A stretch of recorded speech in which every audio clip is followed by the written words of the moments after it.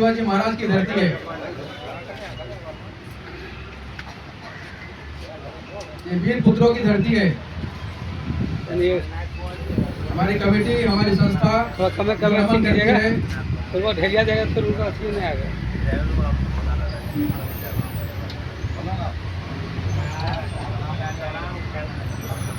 बोले छत्रपति शिवाजी महाराज की जय, डॉक्टर भीमराव अम्बेडकर की जय, महात्मा बुद्ध की जय।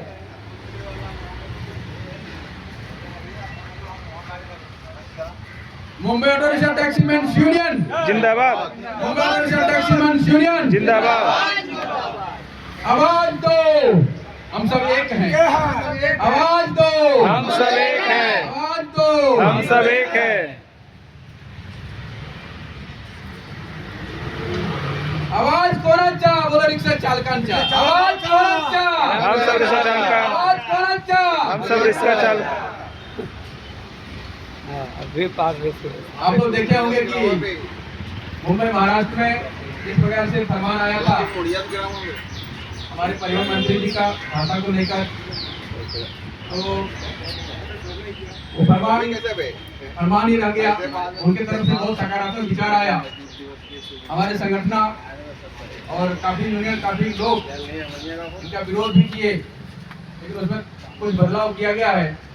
मैं बताना चाहता हूँ कि जिस प्रकार से भाषा को लेकर के जिक्र किया गया था, उसको 15 अगस्त तक के लिए टाल दिया गया है।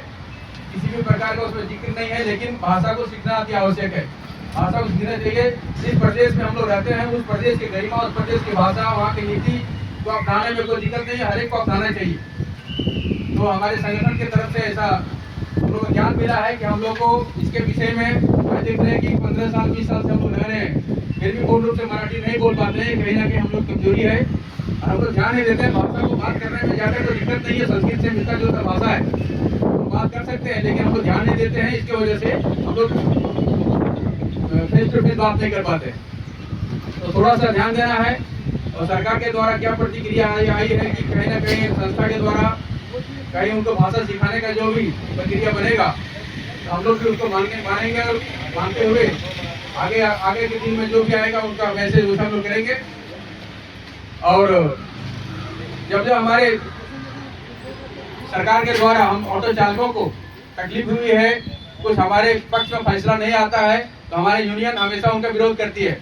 मैं थोड़ा सा पीछे जाऊंगा, थोड़ा समय लूंगा, क्योंकि बोलने का ये मौका उसी दिन था जिस दिन इनका हम लोग रिजल्ट आया था। बोलेगा हम लोग लेट पहुंचे, नहीं जा पाए, क्योंकि जब परमिट नहीं खुल रही थी तो परमिट खोलने के लिए काफी संघर्ष हमारी यूनियन ने, हमारे संस्था लोग ने किया।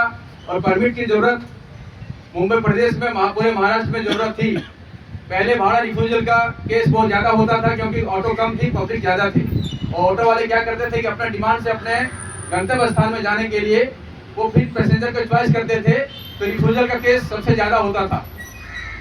हम लोग कितने लोग भाड़ा रिफ्यूजल का केस में लाइसेंस में हम लोग को सस्पेंड किया जाता था, क्योंकि ऑटो कम थी, पैसेंजर ज्यादा थे। हमारे राव साहब ने 3 दिन का शिविर लगाया तलेगांव में। वहां पर गए सारे संगठन के लोग और जो भी यहाँ के मुख्यमंत्री, उप मुख्यमंत्री, उनके साथ में बैठ के उनको बताने का काम किया कि ये सब जो केसेस जो हो रहा है वो ऑटो परमिट कम है, इसके लिए हो रहा है।